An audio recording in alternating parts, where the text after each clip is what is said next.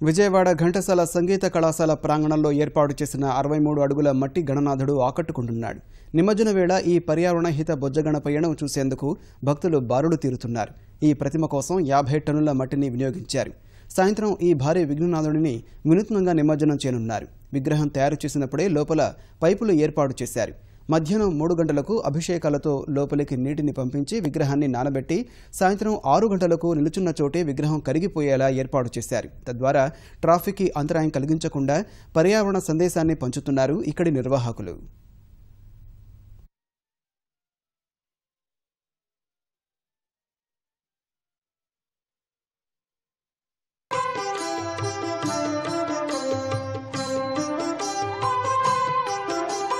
गणेश शरणं शरणं गणेश गणेश शरणं शरणं गणेश गणेश शरणं शरणं गणेश गणेश शरणं शरणं गणेश गणेश शरणं शरणं गणेश गणेश शरणं शरणं गणेश गणेश शरणं शरणं गणेश गणेश शरणं शरणं गणेश